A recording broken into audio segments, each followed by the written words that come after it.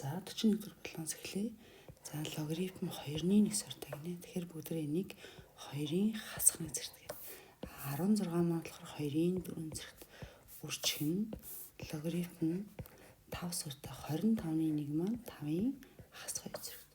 За хуваахын үдмийн доор уншиж 9-ийн одоо энд болохоор ингэн А-гийн логарифм B сортой C-ийг бүгдээ AC-ийн байраас олоход чанар нь хатгал. Тэгэхээр би 2-ын доор нь тавиад логарифм 3 сортой 9 гэж. За эндээс явах гэсэн логарифмын чанараар ард байгаа тооны зэрэг урагшаа үржигдээд суурийнхын зэрэг урагшаага хуваа. Логарифм 2 сортой 2.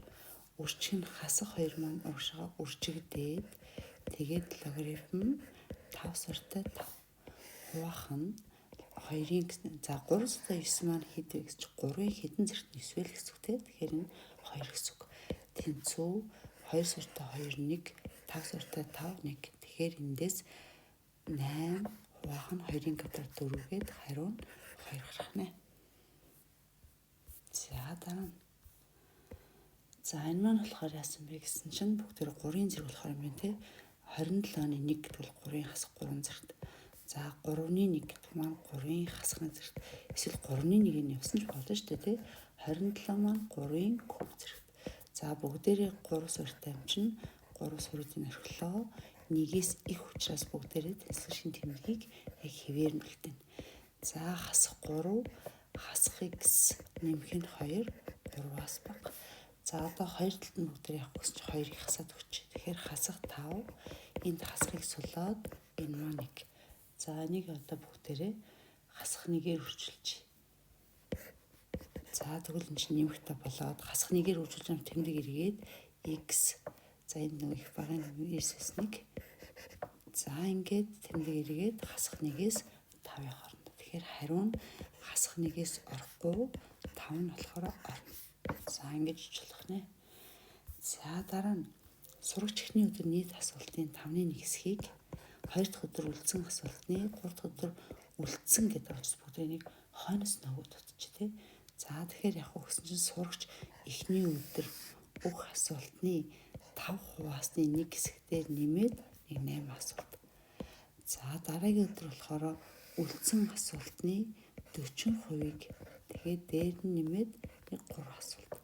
За сүүлчийн өдөр болохоор өдөөс өмнө асуултныхаа 3 хуваасны 2-ыг хийгээд гэсэн цаана 7 асуулт боловсруулаг үлдсэн гэж байна. Тэгэхээр нийтчний асуулт байсан бэ.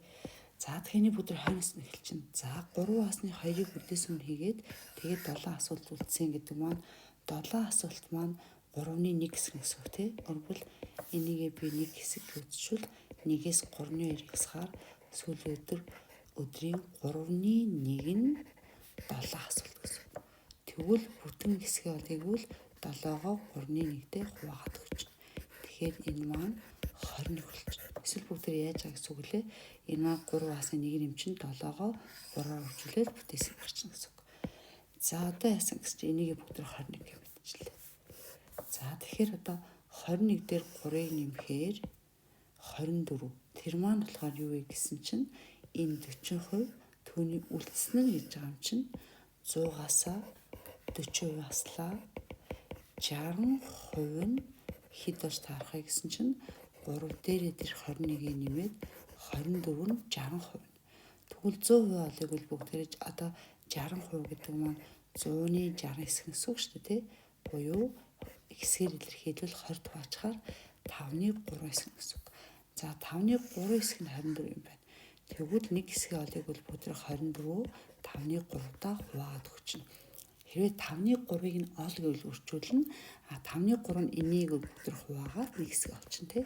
Тэгэхээр 3 хуваагаад 5-аар үржүүлж байгаа. Тэгэхээр ингээд 8 гээд 40 болчихно. Эсвэл бүгдээр яаж байгаа гэсэн энэ маань 5 хуваасны 3 юм байна шүү дээ. Тэгээд 3 хуваагаад нэг хэсэг олчоод 5-аар үржүүлж байгаа гэж бас ойлгож байна. За тэр 40 маань аль юм гэж энэ хэсэг. Энэ хэсэг.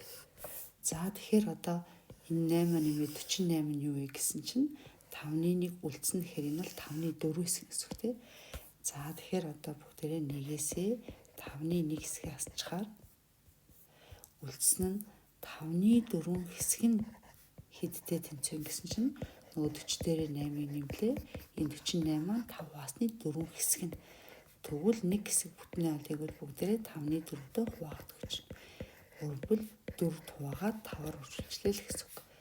Тэгэхээр 12-ыг 5-аар үржүүлээд 60 хуудастай ном bijээ гэсэн үг. За дараа нь. За энэ хоёр нийлбэрийг олоод А-ыг хуваагнэ. За тэгэхээр эхлээд А-г олъё. А нь бүгд ингэ харсан чинь 7-ны 2, 7-ны 5, 7-ны 8 гэдгийг мэтлэн 11 гэж байгаа. Би 11-ийн адилхан 7 байртаа болгоч. Тэгэхээр 7-ны 77 гэсэн. За тэндээс харсан чинь манайх 3-3-аар нэмэгдэж байгаа арифметик прогресс юм байна. За харин хэдэн гишүүнтэй юм болоо гэдгийг мэдхийн тулд бүгдээрээ за 2-оос ахуулаад 3-3-аар нэмж байгаа 77-д дууссан арифметик прогресс маань хэдэн шиг гишүүнтэй юм бол гэхээр хамгийн арын гишнээсээ хамгийн ихний гишнээ хасаад тэгээд 3-3-аар нэмж байгаа чинь 3 туугаад 1-ийг нэмчихээр манай ширхэг нь хатар. Тэгэхээр 75-ыг 3 туухаар чинь 25, 1-ийг нэмэхээр манай 26 шиг гишүүнтэй байна. За тэгвэл А-гийн нийлбэрийг болохдоо S 26 болж байгаа гэсэн үг шүү дээ арифметик прогрессын. За бис энийг хасахдаа нөгөө 7-ыг нь орхиод зөвхөн энэ 2-оос 77 энэ гишүүнээ аваад хэдэн гишүүнтэйг нь тооцчих шүү дээ. За тэгэхээр одоо яах вэ гэсэн чи бүгдээрээ хамгийн ихний гишүүн дээр хамгийн сүүлийн гишүүн нэмээд 2 туаагаад хэдэн гишүүн байгаагаар орчуулна. За тэгэхээр маань 1-р гишүүн маань 7-ны 2 байсан.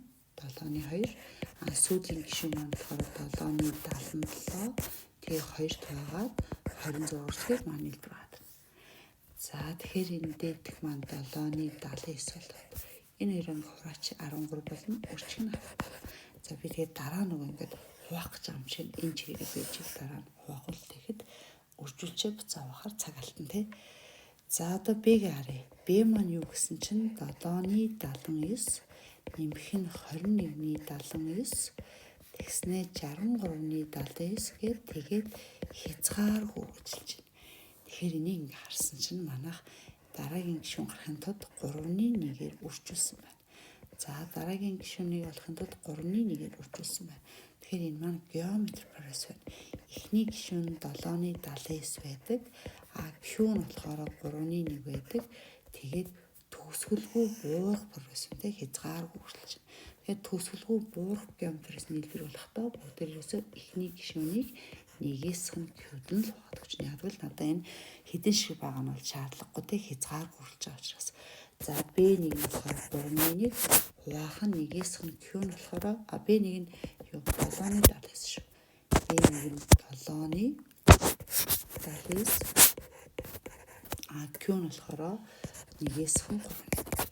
За тэгэхээр эндээс энэ маань явах уу гэсэн чинь зааш үргэлжлүүлж 79-ийг хуваах нь 7 хуваах нь нэгээс 3-ны 1-ээс хаар 3-ны 2. За тэгэхээр 79-ийг хуваах нь 7 3-ны 2 тооцоомж үрчих нь 2-ны 3 гэсэн үг. За одоо биднээс юу болоорой гэсэн чинь А, Б хоёрыг харьцаг болоорой гэсэн. За одоо энд олчноо бүгд А-г харьцах нь Б. А бүгдэн дээр олцсон шүү дээ. 79-ийг хуваах нь 7 хүрчих нь 13. За манайх сая олцсон тий. 79-ийг хуваах нь 7 хүрчих нь 2-ны 3. За тэгэхээр эндээс манайх юу болж байна гэсэн чинь энэ хоёр маань хураагдаад за тэгээд энд 13-ыг хүрчих нь 2-ын дээрээ 3-нд орох гарчна. Тэгэхээр хариу нь хэд болох вэ гэсэн чинь 3-ны 26 гарах нэ. За дараагийнх нь. За энэ тодорхойлох функцийн тодорхойлох мужийг болгож байна. За тэгэхээр арксинус маань синусийн уруу функц буюу энэ арксинусын ард байгаа чинь синусийн утга. Тэгэхээр синусийн утга хаана байх хэвээр гэхээр хасах 1-ээс 1-ийн хооронд л байх хэвээр. За арксинус арккосинус дээр энэ тодорхойлмож авна. 1-ээс хань x квадрат маань язгуурд тэгш зэргийн язгуур байгаа юм чинь тгээс их буюу тэнцүү. Гэтэл хуваар дээр учраас тэгтээ тэнцэж болохгүй учраас тгээс эрсэх. За тэгээ нэрийнхээ огтлцлыг авнаа гэсэн үг. За эхлээд дээдлийн одыг бол бүгдийн сул тав хасах нэг байгааз бүгд нэгийг нэмээд өгч бүгдэн дээр нь тэгэхээр энд 0 болоод энэ нэгийг нэмэхээр 2x энэ нэгийг нэмэхээр 2 болчихно. энийг болохоор бүгдээрээ квадратуудын ялгуураар 1-с x, 1-д нэмэх нь x гэж захиалж. За энэ дээдлийг болохоор 2-оор хөвжүүлэхээр тгээс их x нь 4-өөс бага. 1-с x, 1-д нэмэх нь гэсэн шүү. За ингээд одоо бүгдээрээ энэ хоёрыг тэгтэнцэгдэх нь олсон чинь x тэнцүү 1, x тэнцүү хасах нь гарч байна. За тооншин дээр байрлуулнаа. За эхнийх нь 0-оос 0 нь орно их буй тэнцүү. 4 нь их буй тэнцүү орно. Тэгэхээр 0-оос 4 хүртэл. Тэгэхээр энэ болохоор яасан гэсэн чинь хасах нэг, энд нэмэх нэг. За тэгээд тооншин дээр байрлууллаа. За эхнийх нь болохоор 0-оос 4 ч хариу нэг гэсэн. За манай энэ чинь болохоор яасан гэсэн чинь энэ доош харсан парабол шүү дээ, x квадрат гэсэн хасах юм чинь. Тэгэхээр ер нь бол ийм баг гэсэн. Тэгэхээр энд болохоор утган дандаа хасах, энэ хооронд нэмэх. За эсвэл бүгдээр тоо аваад орлуулж болно. Жишээл эндээс 0-ыг авъя л та. 0-ыг хаар 1 гээд энд нэмэх гарчин тий. За тэгэхээр энд нэмэх, энд нөгөө хоёрт нь хасах. Тгээс ихийн авна гэхээр энэ тгээс ихээр нэмхийн авна. За энэ хоёрын нэгэн зэрэг огтлж байгаа хэсгийг авна гэхээр манай хариу нь 0-оос 1 хүртэл. 0 нь ороод 1 нь орохгүй нэ. Эсвэл энэ ингэж тавьж болно. X нь 0-оос их буй тэнцүү 1-ээс эрс бага. За ийм хэрэг гарах нэ. За дараагийнх нь 46. За энэ хоёр вектор өгсөн. А, Б хоёр векторын хоорондох үнцгийн косинусыг бол. Гэж чи надад А, Б-ийн нийлбэр вектор өгдөж 1, 3, 2 координаттай. 2 А дээр нэмэх нь Б вектор өгчөж. Энэ маань 3, 4, 1 юм байна. За тэгвэл бүгд яг системдэрт бодож байгаа юм шиг хооронд хасчээ. За тэгээ энэ хоёр хураагдана. За тэгэхээр нэгэнд шууд хариуг олох шаардлагатай учраас доороос нь дээдийг наслаа шүү заяа. Тэгээ 2А-гаас А хасахаар А болоод Б-гээс Б хасахаар 0 болоод одоо 3-аас 1 хэслээ, 4-өөс 3 хэслээ, 1-ээс 2 хэслээ. За ингээд А вектор болж байна.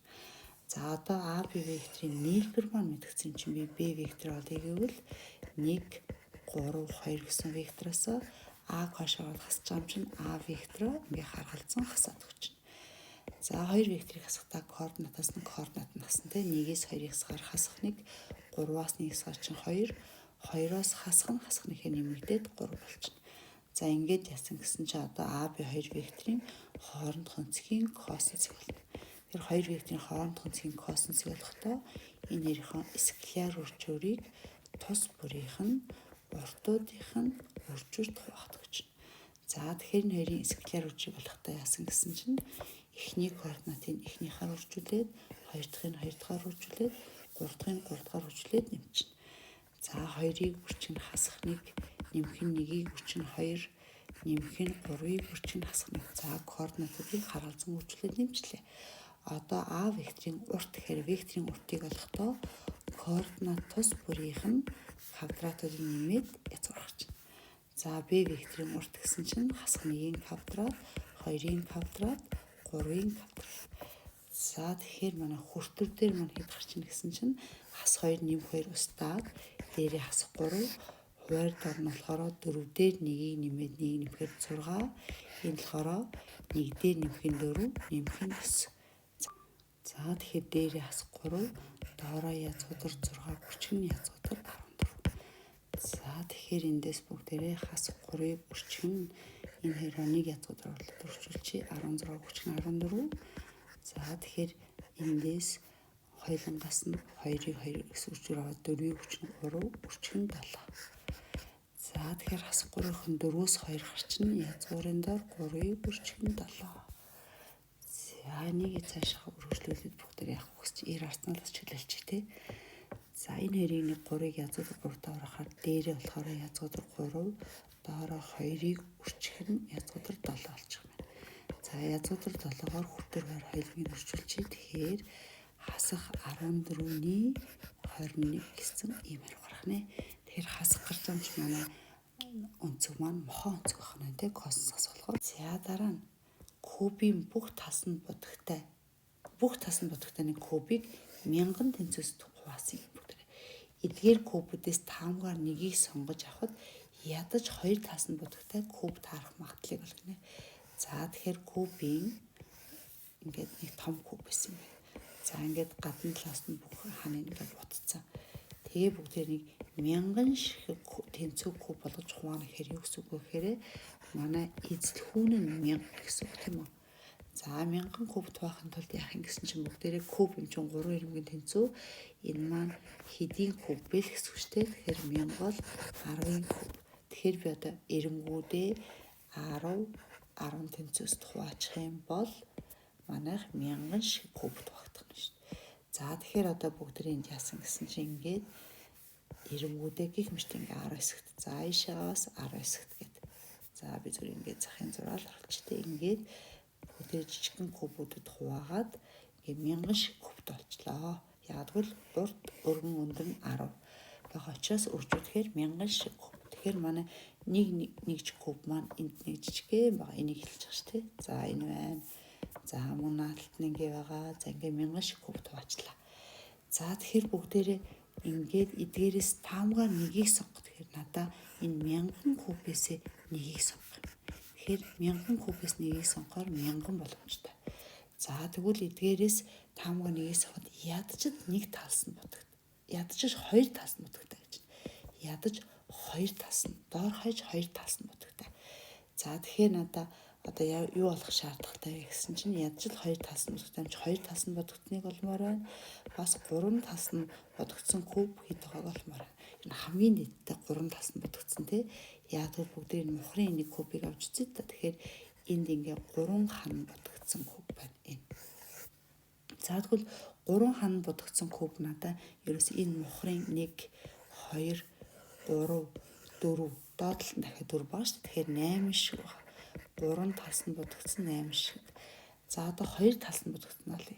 2 талс нь будагдсан куб хаана вэ гэсэн чинь энд нэг будагдсан буюу энэ куб бол 2 талс нь будагдсан. Тэгэхээр бас энийг адилхан. Тэгэхээр манай ирмэг дээр байгаа энэ кубүүд 2 талс нь будагдсан юм байна.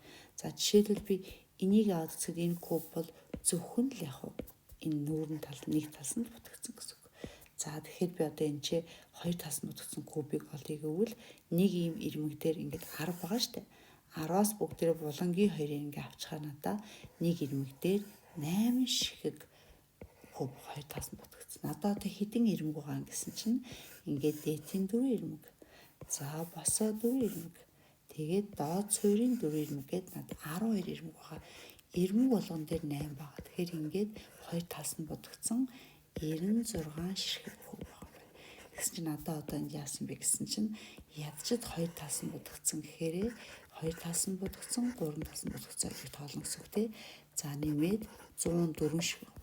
Тэгвэл одоо би энэ 104 кубээс нэгийг сонгож авмаа л гэсэн үг. Тэгэхээр 104 боломжтой. За тэгээ нэрийнхээ үнсийн 4 хуваагдах юм байна. 4 тухаар 250. За манай 104 маань 4 хуваагдахаар дахиад нэг мөс 8 хуваагдах байсан уу? 8 хуваах байсан юм ба штэ. За 8 хуваач юу? Энэ маань 8 хуваагдсан ш. 8 хуваагдахаар энэ 13, энэ 1000 маань 8 хуваагдахаар 125 тий.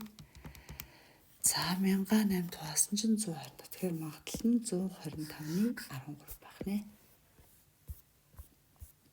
За энэ функц дээр хашигдсан төрсийн төлбөрийг олгож байна. За энийг бол нарийн зураг шаардлагагүй тий. Энэ бол нэг дээш харсан парабол, нөгөөх нь шулуун. Тэгэхээр надад бол нэг иймэрхүү битүү төрс үүсэж байгаа гэсэн. За тэгэхээр надад хэлийн 2 цэг болох хэрэгтэй байна. Тэгэхээр энэ хоёроо тэнцвүүлээд огтлцуулж хагаад x олоод авчи. За тэгэхээр x квадрат нь x тэрнийх нь 2-той тэнцүү гэсэн үг. За урагшаа гаргаад тэгтээ тэнцвүүлээд эндээс x1 2 олчих. Тэгэхээр x маань нэг шид нь 2, нөгөө шид нь хасах 1 гэж харагдаж байна. За ингээд үржүүлсэн чи хас 2 мөн байна. Энэ нэмэх нэг бол эсрэгээр нь авахаар хасах 1 мөн байна. За одоо бид тэгвэл талбайгаа олно гэхээр талбай маань интеграл.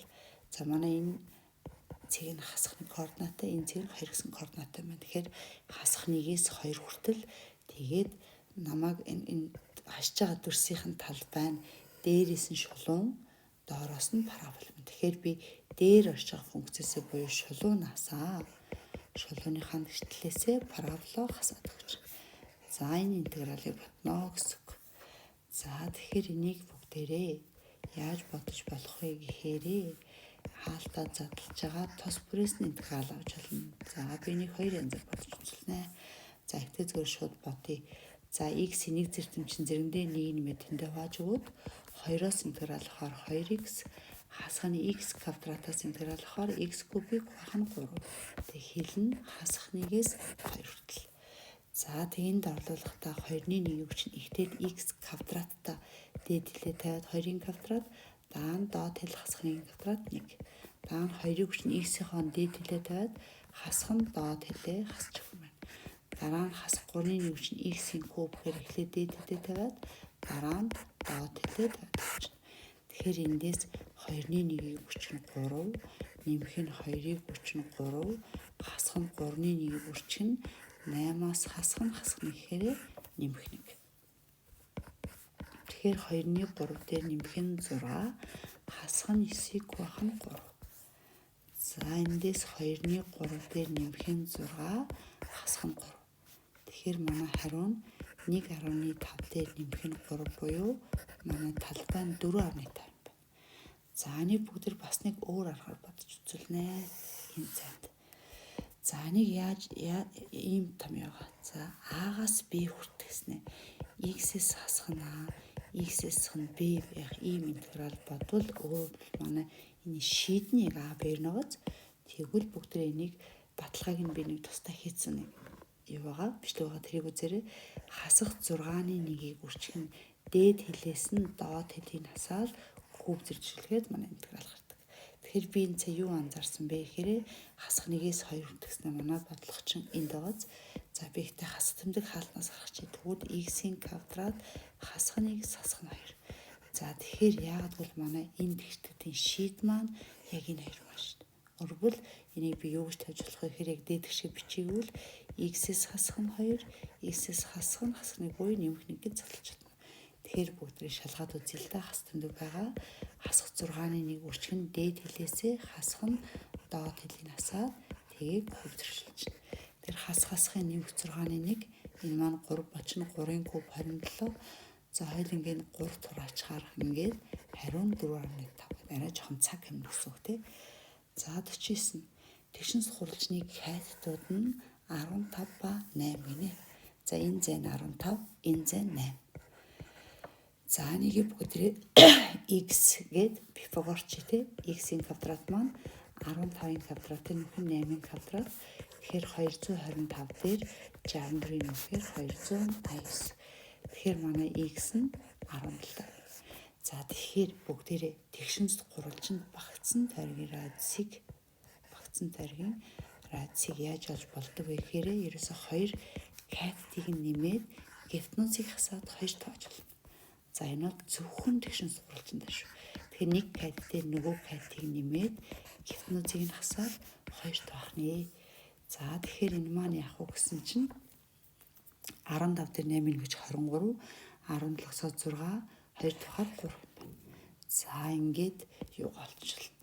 Эсвэл бүгдээр энэ 15-аас 17-аас 2 гээл 6-г хуваах нь 3 гэсэн ч болж штэ. 8 даа нэмэгдэхэд. За эсвэл бүгдээр энэ том юм болохоор дурын гурвалжин дээр багцсан тойргийн радиус болно. Талбайг нь болоход хагас периметрийг багцсан тойргийн радиусаар үйлчлэгээр гардаг. За энэгээр бас бол баталгааж үзье тий. Тэгэхээр би багцсан тойргийн радиусыг бол 3 талбайгаа хагас периметр тухайн. Энэ бол дурын гурвалжин дээр, тэгшин гурвалжин дээр биелнэ. Энэ бол зөвхөн тэгшин гурвалжин дээр шүү заа. За талбайгаа л тэгшинстэй гурвалжин чинь 2 катетыг үржүүлэх 2 таа чинь тий. Тэгэхээр 15-ыг 8-аар үржүүлээд 2 таа. За энд байгаа периметр хагас периметр шүү. Өөрөлд 1-р тал 2-р тал 3-р талаар нэмээд 2 таачна. За ингээ 2-ууд нураагдчихнаа. Тэгэхээр 15-ыг үржих 8 бэжийг за манай периметр буюу 3 талын нийт бүр нь болохоор хэд вэ гэхээр энэ нэрийг нэмэхээр 32, 8-ыг нэмэхээр 40. За тэнгуэл одоо эндээс бүгдээ юунд тооч. 8 туурахаар энэ ч 5, 15-ыг 5 тугаад 3 гээд ингээд батлан гарч байгаа. За 50. За энэ илэрхийлийг хэлбэрчлаарай гэж. За тэгэхээр бүгдээ эндээс m-ийг хаалтнаас харахаар m-ийн квадрат, m-ийг үржих нь m нь гарсан чинь n-ийн квадрат гэлтэн тий. Хуваард орсон m-ийг хаалтнаас харахаар m-ийн 3-аас m-ийн 2, эндээс m-ийг гаргахаар n-ийн квадрат. За хуваагаар нэгдэг өрчин болгоо байрын сэлчээ. Тэгэхээр энэ маань дээрийнх чинь тэ m-ийн 4-өөс хань n-ийн 4, хуваар дор нь m-ийн кубээс хасгаад n-ийн куб. За тэгэхээр нэр багтчихна. За тэгэхээр m-ийн квадратын нэмэх нь m-ийн өрчин нэмэх нь n квадрат, хуваар дор нь m-ийн квадратын нэмэх нь n-ийн квадрат. Өрчин энийг ингээд 7 томоор задлаа. Энэ маань m-ийн квадратын квадрат хасах нь n-ийн квадратын квадрат буюу 7 томоор задлахаар m-ийн квадратсах нь n-ийн квадрат, m-ийн квадратаар нэмэх нь n-ийн квадрат. Хуваах нь энийг кубүүдийн ялгараар задлахаар m-ээс нь n-ийг өрчин m-ийн квадрат. Нэмэх нь m-ийн 2 өрчвөр нэмэх нь n-ийн квадрат. За энэ хоёрыг хураалаа. За тэгсэн чинь энэ хоёроос хурахдах биш. Энийг 7 томоор задлаад m-ээс нь n дээр нэмэх нь хуваах нь m-ээс усах нь. Тэгэхээр хураагаад хариу нь m дээр нэмэх нь n гарах нэ.